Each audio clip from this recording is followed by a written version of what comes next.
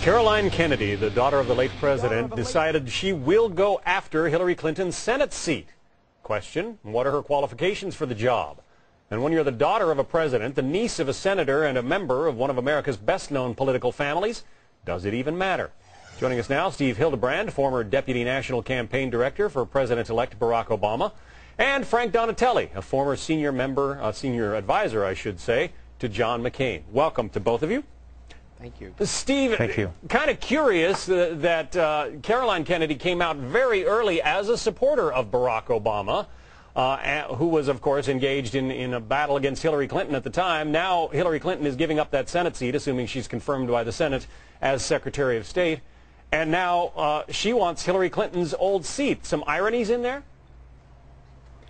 Oh, of course, you know, there's always a lot of irony in politics, but I think what's important is to note that, you know, Caroline Kennedy, you know, she might not have a lot of experience as an elected official, but she certainly knows how to get around in politics, and has great potential to bring change to Washington, just as Barack Obama is bringing. But without a track record of political achievement to prove that, how do you know that? Why, you know, I know it because she has she's been doing it. She's been heavily involved in reforming the public schools in New York. You know, she's a mom. She's been working hand in hand with the school districts there as a volunteer, as well as a high-profile individual to help bring reform to the schools. You know, I heard her on the campaign trail over and over and over again, where she talked about the kind of change that we need in Washington. It certainly reflects the kind of change that the American people voted in this election, and certainly the way New York voters voted in this election. Frank, let's get a Republican perspective. She's going to be the seat is going to be filled by a Democratic governor. It would seem all but certain that it's going to be a Democrat. What do you think about her chances? Well, of course, look, in Illinois, I guess they pick their senators on the basis of cash. At least they're not doing that in New York. I guess Governor Patterson has a decision to make. Is he going to make this selection on the basis of celebrity? Look, if her name was Caroline Crawford, I doubt that she would be seriously considered for this seat.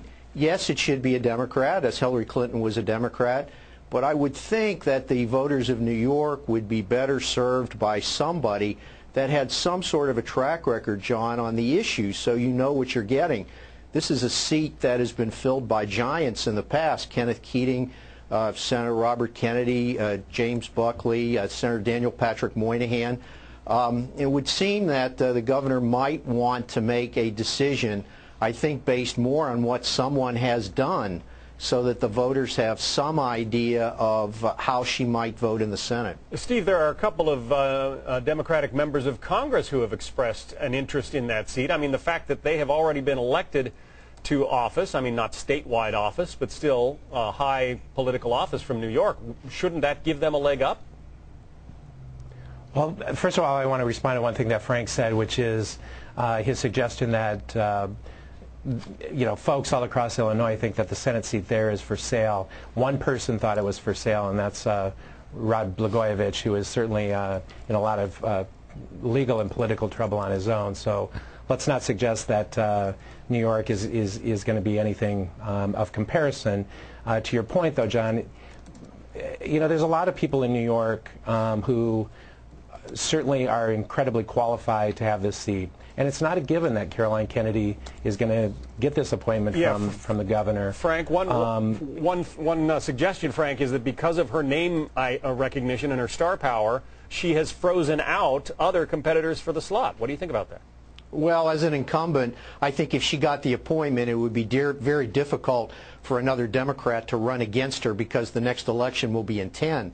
But I do think this, John, that if she is appointed, given the fact that she does have such a slim track record, I think that there would be an opportunity for a Republican, Congressman Peter King has been talked about, to make that a really competitive race in 2 years. Frank Donatelli and Steve Hildebrand, thank you both. Thank you. Well, Caroline Kennedy has never been elected to any office, but does that even matter? We want to know. Do you think she's qualified to serve in the U.S. Senate? Send us an email The address happening now at foxnews.com, or you can post your message on our Facebook wall. Go to facebook.com/foxnews.